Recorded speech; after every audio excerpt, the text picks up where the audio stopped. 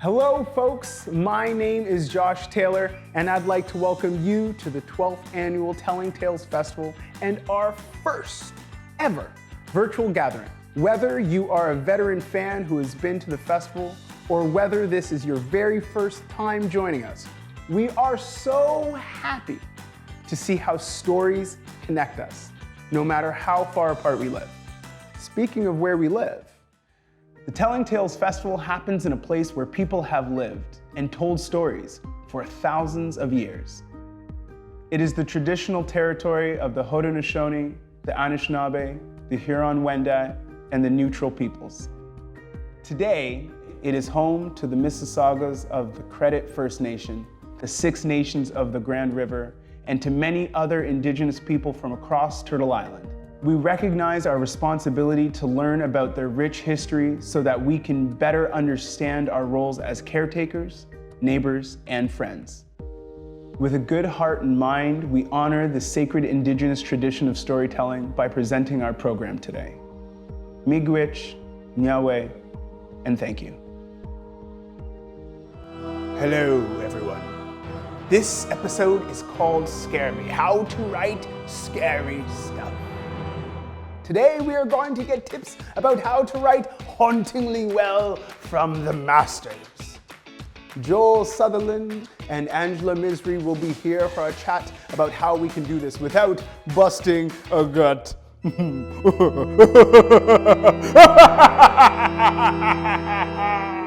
Watch the whole show to hear how you can win a book from one of today's authors. I am absolutely crawling with excitement. Let's get right to it and meet our mentors of the macabre. Joel Sutherland is a librarian by day and ghost hunter by night, and recently created a Simpsons video that exploded all over the internet. He writes award-winning stories that will make your hair stand on end, and today he's here to share some tips with you. Angela Misri grew up terrifying her little sister by reading scary stories. Now that she is an adult, she writes them. The only thing stopping a total zombie apocalypse in Angela's latest book is a house cat with a taste for adventure. She is here to help you create stories that will frighten your readers. Hi, I'm Angela Misri. I'm a children's author and a mystery writer. And I'm Joel A. Sutherland, author of the Haunted Canada series. Very cool. And we're going to be talking about scary stories. We're going to be talking a little bit about how you can write scary stories. We're going to start with Joel reading a bit from his latest book. Is your latest book? It is, right? It is, yeah, absolutely. Just came out this August. Awesome. So he's going to start there and talk a little bit about that. I'm going to read a little bit from Pickles versus the Zombies, which is my latest scary story. And then we're going to talk a little bit about the ways we write, pantsing versus planning, and you're going to hear more about that. And then we're going to open it up a bit and talk about what we love to read. So I'm going to start with Joel. Joel, give us a bit of a reading. All right, so I am going to read from Haunted Canada 10, which is the latest book in the series. I can't believe we got to this milestone. Canada is a really scary place, and there's a lot of ghosts here, which is good for me in my line of work. And this one, like I said, just came out in August, so it is the newest book in the series and also the newest book I've had published. And I thought what would work really well for the reading today would to actually read the introduction from this book. And in it, you'll see I talk a little bit about where my love of scary stories comes from, which is what Angela and I are going to be discussing. So it kind of fits in perfectly. When I wrote Haunted Canada 4, my first foray into the series that Pat Hancock kicked off, I never imagined I'd someday be writing an introduction for the 10th volume. And yet, 6 years later, here we are. As I've researched, written, and edited this book, I've been in a perpetual state of mild shock, like waking up and realizing your dream was actually your reality. But despite the shock I feel at having reached this particular milestone, it shouldn't be a surprise to me or anyone who knows me that my life has led me here. I've always loved storytelling and have long had a particular fondness for tales filled to the brim with things that go bump in the night. Haunted Canada 4 wasn't the first time I profited from spitting a creepy yarn. That goes back farther in time, back to the summer between grades 5 and 6. I was at a sleepover with two friends, and as midnight approached, one of us, can you guess who, suggested we take turns telling scary stories. My friends did an admirable job telling genuinely creepy tales. So when it came to my turn, I knew I'd need to step things up a notch. The specifics of the story are lost in time. I'm relatively certain it probably involved a hitchhiker and a broken down car, or a bathroom mirror and a deadly curse, or a "this call is coming from within the house" style twist, or something. I spoke with an eerie voice.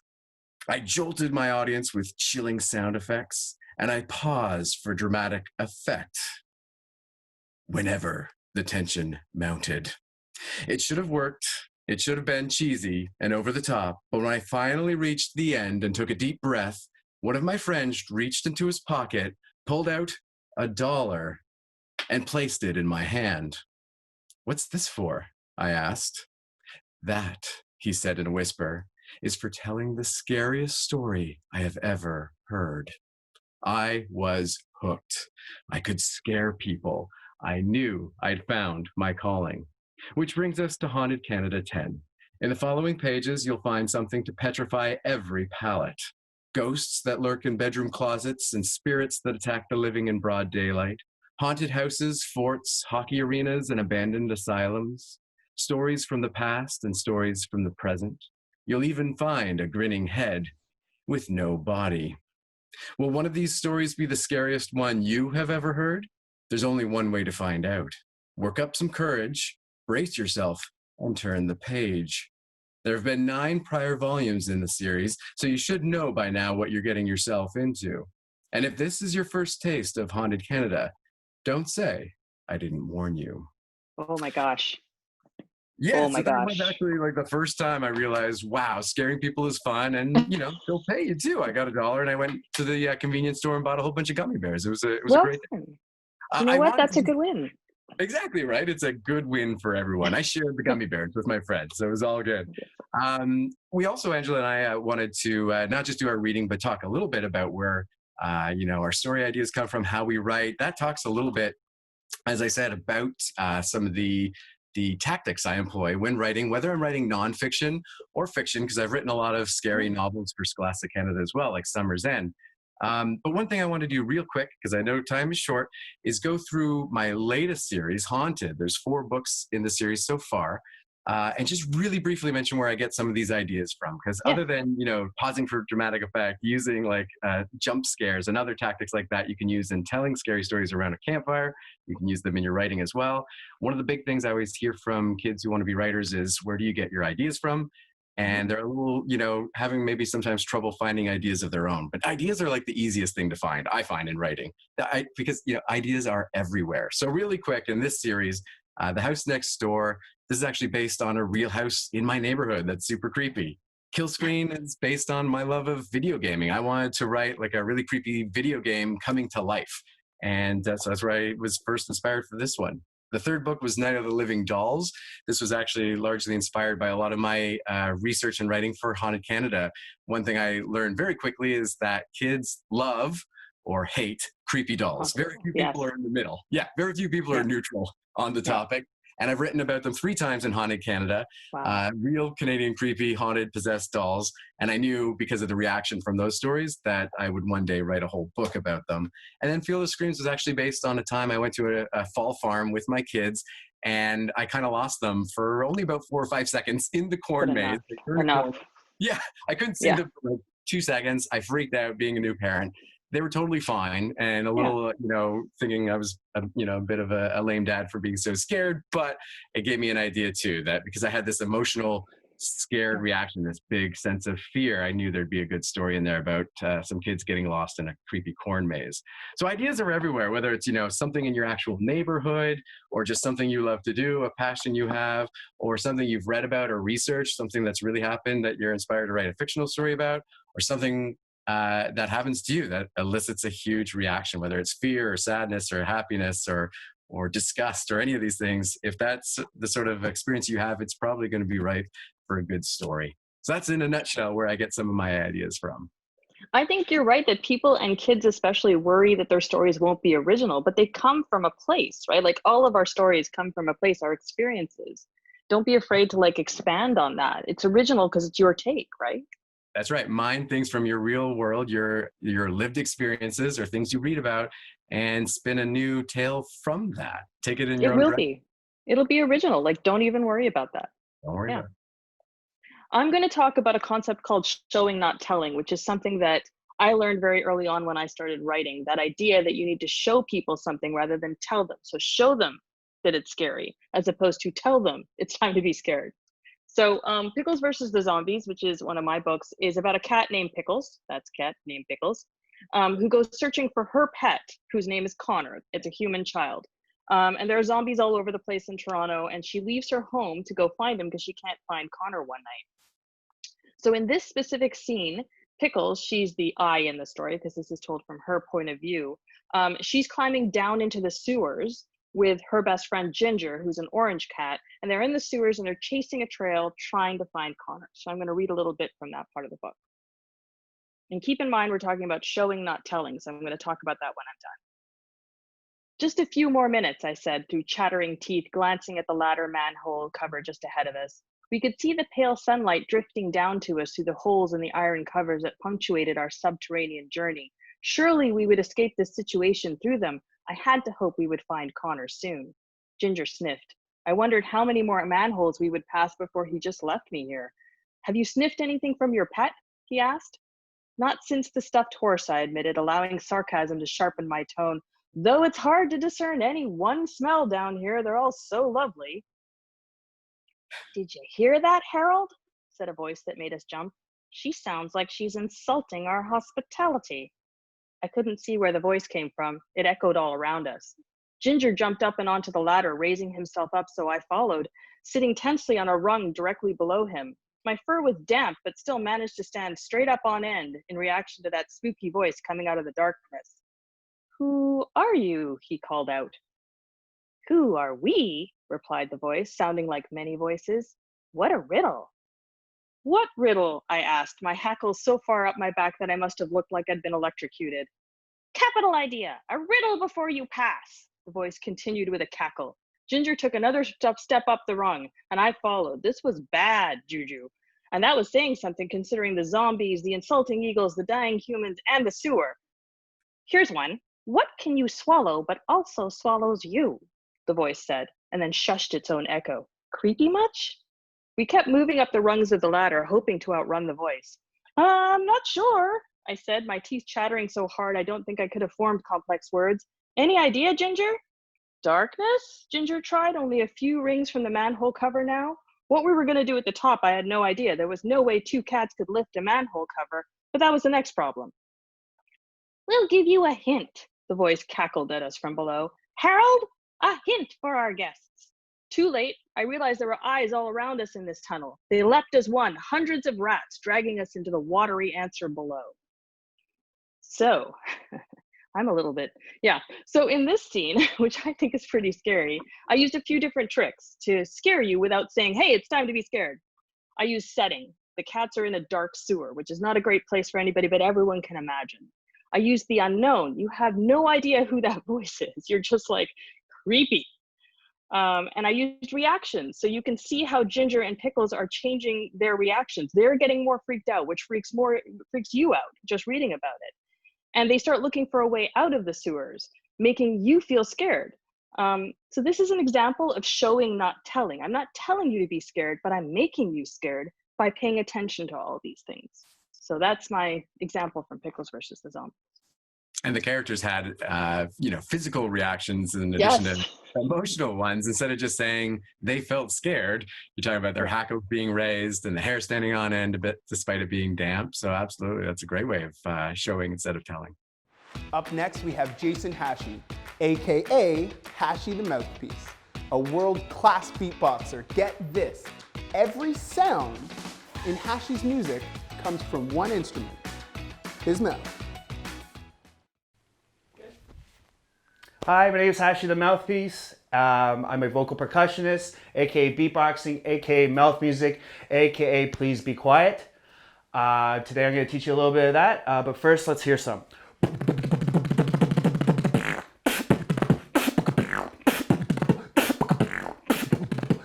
What?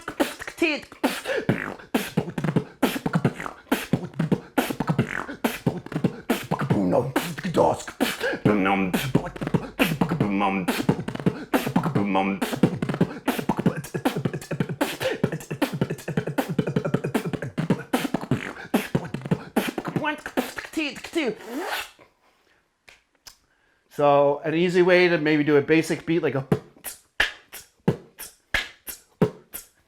is repeating boots and cats, boots and cats, and boots and cats. And now just pronounce what your mouth is doing and not what you're actually saying.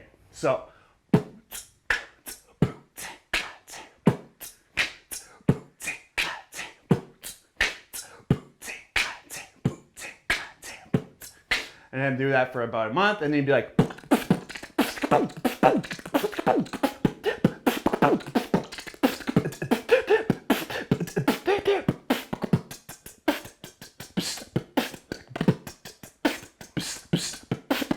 pretty much what you're trying to do is mimic a drum kit or anything that you can dance to or walk to or just have a lot of fun while you're doing it. My name is Hash the Mouthpiece. Thank you very much for sharing.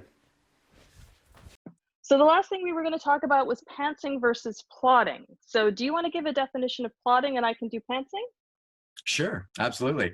Plotting is basically when a writer takes a lot of time before you dive in and start writing the first word or the first sentence of the first page and outlines the story thoroughly. That's right there. Look at that. Look at all the sticky notes. That just makes me happy to see, Angela. I love it. Because I won't talk about pantsing. Obviously, I'll leave that to you. I'll say this. I used to be a pantser. I used to just dive in and start writing without a lot of pre-work. But recently, a few books ago, I switched. I decided I'd try really like going whole hog with the plotting. And I had a really thorough outline and I had a spreadsheet with all that automatically calculated word counts and page numbers and and I could plot in like exactly where, certain beats were supposed to take place, how many words until we had a new twist or a new character introduced. I did character interviews. So that's where you actually just have 20 questions that you ask your character and you write down the answer.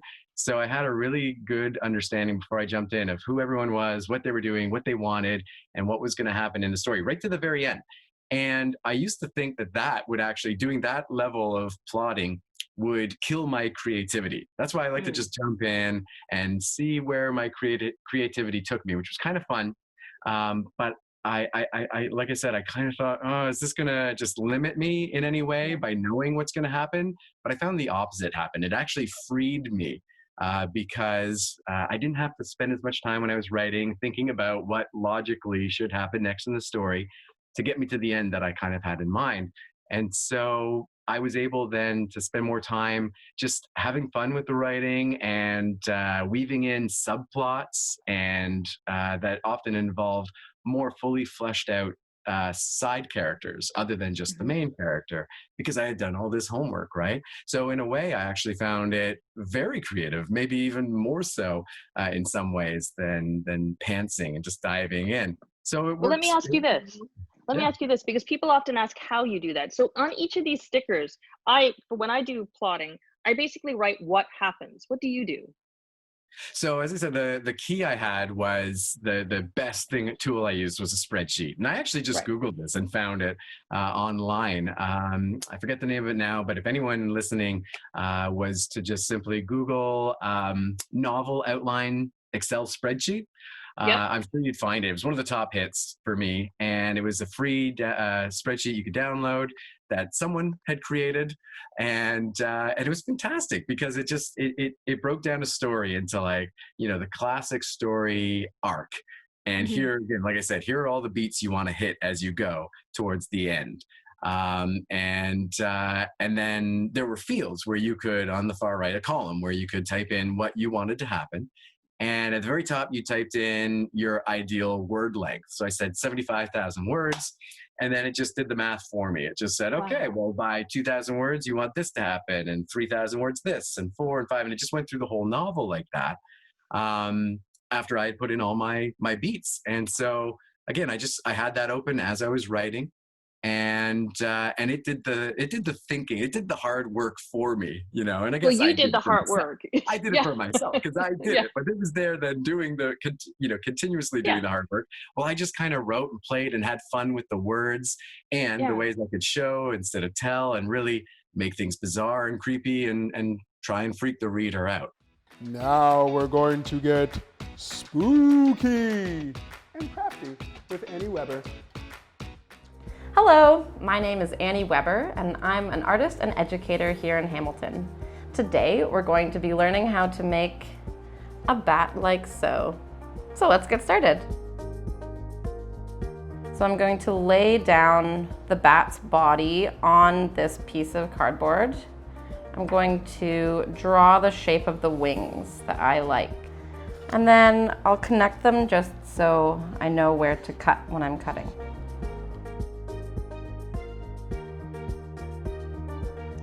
And then I'm going to attach them. So I like glue and tape. So I'm going to put down a little bit of glue in the middle, and I'm going to put down my toilet paper roll and hold it there for about 2 minutes. But I have the feeling you don't want to sit here and watch me for 2 minutes while I hold this toilet paper roll. So I'm going to tape it as well.